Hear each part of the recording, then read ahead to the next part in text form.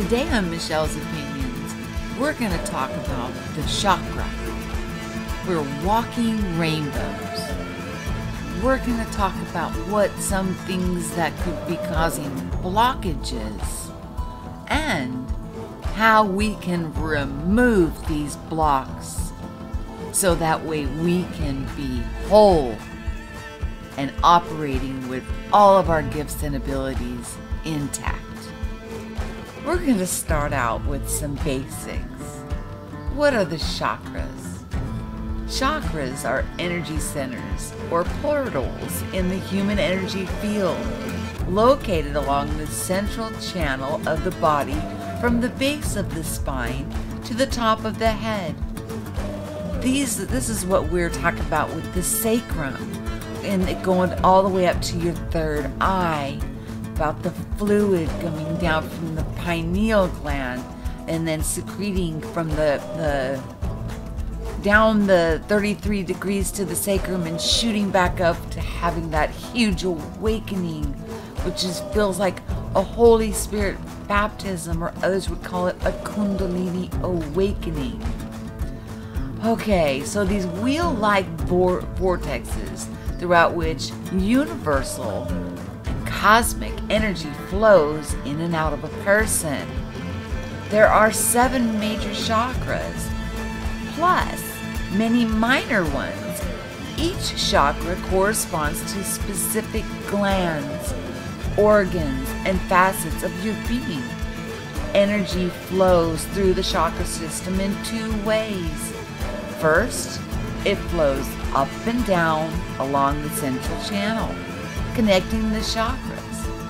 Second, it flows horizontally in exchange of energies with the cosmos, which will be your Merkaba. Okay, now let's talk about blocked chakras and what possibly could block your chakras. Chakras can become blocked. The free flow energy in and out, plus the flow of energy to other chakras, it is impeded. Chakra blockages can have a significant impact on your entire energy system.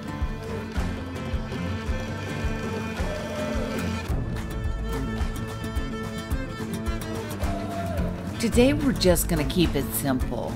We're going to talk about the 7 chakras, starting at our base, the sacrum, the root chakra, used for grounding or survival. A lot of us call it the lower level.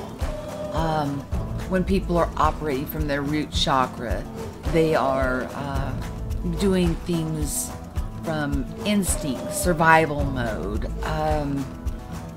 just usually a fight or flight, a lot of times in fear-based. Then we've got our sacral, which is relationships and vitality, so your energy and your relationships. And notice that it's just barely above the root. So, when you are, and that's where the ego comes in. When people are operating on competition or one-upping or would step on other people, they're still on the lower chakra spectrum. But don't get me wrong, every chakra is needed. The next one is our solar plexus, which is our willpower. It's where we get our strength to go against the grain. And as we're going up, as you can see that each of these chakras and how important they are to one another. Your solar plexus, getting that stirred, is taking your sovereignty and stirring up things and your gifts and everything within you. The next one is the green one, which is my favorite. That's the heart chakra. Love and compassion and forgiveness. Really wonderful qualities come out of the heart chakra. A lot of times as our heart chakra is activated, you'll feel the warming feeling and the expansion in your heart. The next one is your throat chakra, which is blue.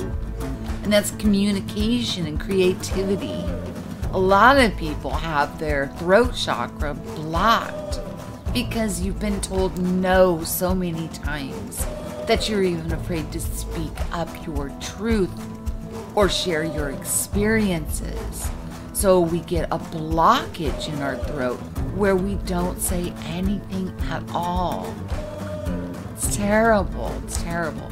Okay, and then we come up and we've got the third eye chakra, and that's your intuition, your perception.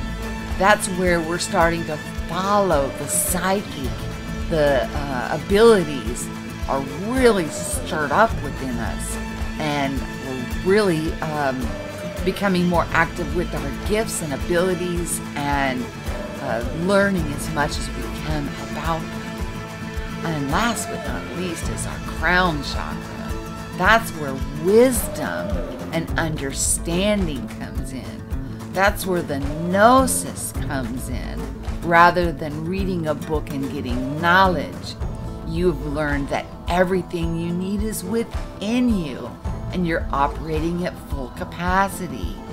But at any point along this chakra, on this 7 chakras that I am displaying here for you, you can have blockages or semi-blockages that can create problems for the rest that you've got within you. A blockage in your root chakra can cause major problems for you in your crown chakra. So in that manner, each chakra is equal and is needed to be in balance so we can all become the whole beings that we all are.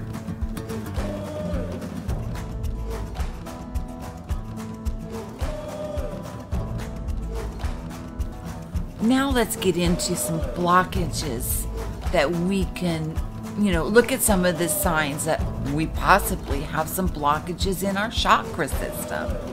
The first chakra being blocked will show these kind of signs of overly fearful about security and survival, ungrounded, flighty. You can't hold a conversation. You're all over the place. Fearful, the feeling of not belonging anywhere, weak constitution, just pretty much the same as, you can't hold a thought. You'll be mid-sentence and you'll just lose track. Overly practical, you lack dreams and imagination. You have to seek it out from other places because it's just not there for you. So you have to glean from others and then pretty much take it on as your own. This is not, a good thing to have this first chakra blocked. You become habitual, tied down, difficulty with letting go. So, when it's time to let go of something, or there's a change that happens, a lot of times if you've got a blockage in your first chakra, you'll go nuts, wrathful, anger, because you're full of fear. You'll also, with the physical part, you'll suffer problems with your bones, your feet, your legs, your colon, and many other physical symptoms come along with showing you that your first chakra is blocked. Now the second chakra, we're going from bottom up. So that first chakra would be the one at the sacrum, okay, first chakra. A second chakra, you're emotionally cold. You have low energy, low libido, difficulty, changing, difficulty experiencing joy. You hold back. You're hyper emotional. 1 minute you're in a really super good mood, and the next you're just wanting to tear somebody's eyes out. Very unpredictable. Overly sexual. Overly focused on physical pleasure. Guilt, problems with reproductive and urinary systems. So that's what the signs would be, and some things that are going on with your second chakra having some blockage. Even partial blockage will manifest these type of things. And realize, you guys, use discernment with everything that I'm saying. Well, take what resonates and you know, leave the rest. The third chakra blocked is lack of confidence, difficulty manifesting desires, lack of self-esteem, or misuse of power. Somebody that's got a third chakra blocked may have a gift actually stirred within them that they feel that they're the only ones who are right and everyone else is wrong. They have a problem with self-reflection. They demonstrate dominance. They want to dominate over people. Their over-reliance on will, shaming people. They will shame because they're in shame. They shame other people. They have problems with digestion, hypertension, fatigue, adrenals, diabetes, and a lot of allergies. So they'll display a lot of allergy type symptoms. So that's if you've got, you know, blockage of your third chakra. Fourth chakra, heart chakra. Love the heart chakra. Your fourth chakra is blocked, especially significant because it is the middle, uniting the upper and the lower chakras. Among other things, blockage can manifest in loneliness, lack of emotional fulfillment, and difficulty of accepting or giving love. You lack compassion or as unhealthy relationships. Loving too much, love manifesting to a low vibration, or lack of a sense of connection to the divine or to nature. Unresolved sorrow, problems with the heart, lungs, and asthma. Those are some of the things that will come about with your heart chakra being blocked. Fifth chakra, inability to communicate ideas, problems or self-expression, problems with creativity, or uncontrolled low value, inconsistent communications, manipulative, deceptive of self or others, problems with the neck, shoulders, or thyroid. So if you're having problems with this chakra, it will manifest in your body as a neck problem, shoulder problems, or thyroid problems. So, you know, get your chin up. You know, let's get these unblocked. Sixth chakra blocked. Lack of imagination, lack of vision, lack of concentration, blocked or clouded intuition. So you really can't see clearly. You can't see the big picture. It's a distorted vision. It's delusional.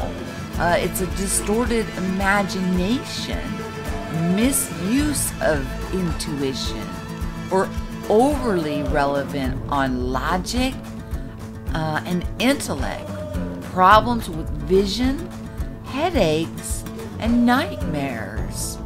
So, yeah, these are things that manifest when we have our sixth chakra blocked. And last but not least, our seventh. And my goodness, we don't want this one blocked. You're spacey, you're ungrounded, you're impractical, indecisive. You can't make a decision for yourself. Difficulty with finishing things. No common sense. Depressed, alienated, confused, or cut off from spirituality. Plagued by the sense of meaningless or delusional. Grandiose. Problems with the brain, cognition, and mental illness are the manifestations that you've got your 7th chakra blocked. I will link this article I read in the show more notes for you guys. Now we're just going to get into discussing these things. As we just went through the list of symptoms and signs that there could be a blockage or a semi-blockage, within our chakra system. Well, we need to take some things into account. Now, if you've been in a car accident or something has happened where you have been injured, whether motorcycle accident, any type of an injury, falling out of a tree, things happen in life. And these would not be those kind of injuries or afflictions that you suffer because there was a cause of them. These would be more like things that would just surface for no reason. Like if you're taking antibiotics and then you get, a urinary problem or have digestion issues, well, that's because you're taking antibiotics. The symptoms that we just discussed here, my feelings is that they come out of nowhere. There's no cause for them. They just happen. They're just manifesting physically. So you are aware that there's a problem in the chakra system. And when you see or, when you're listening to people and they're talking or teaching, but they're displaying these things, maybe it's a tool for us to use for discernment on whether or not we should listen to them. Of course, don't turn your back on, places and things like that. But we're to use discernment with everything that we do. So, that's my summation of that article. While it held many, I resonated with many of the things as going through this for, like I said, for decades. I did see some of these things manifest within me that, then have went away overnight. It's like, what happened? When that huge inflow came in, it was like everything was cleared out. But then some blocks came back in because of where I was going for information. I was seeking knowledge outside of myself instead of gnosis from within. Instead of going places where I could express my experiences, I was listening because it wasn't those type of platforms. There are so many platforms out there that just want to tell you how it is rather than include you in as an equal. And that's important that we treat each other equally. So that way we can come into the oneness that we are. If you are suffering any of these signs with blockages that was just listed off, no worries. Anything that has come between you and your spirituality can be purged. You can rid yourself of it. One of the first things that we should do always is introspect. Why is this manifesting? What is going on within me that I need to change? We cannot go around pointing the finger saying that somebody else needs to change and then I'll feel better. No, it's not how it works. The change starts with us. We can only change ourselves. And by making the changes within, we are then clearing the blockages and getting a clear line of communication. The dreams and visions that we have are absolutely amazing when you become lucid. You know, I love it because then I can fly and glide and raise yourself up and look at things from a different perspective.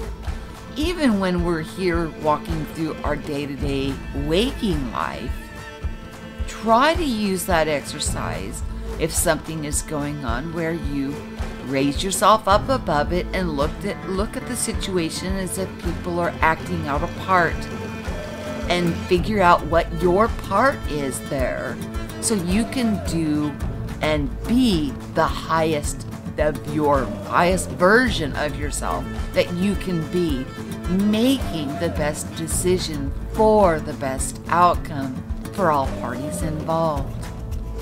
Now, you guys know I love everybody, and I know that is a weakness, but at the same time, it is my strength. It helps me with forgiveness. Excuse me. Helps me with forgiveness. It helps me to not hold grudges. We don't have to like each other all the time, but seeing each other as equals, how can you not love everyone? If we do not love ourselves first, we're not capable of loving others. So everything always starts with us. I hope that this was informative, and we will do another one on clearing chakras. You guys have yourself a wonderful day. I will talk to you soon.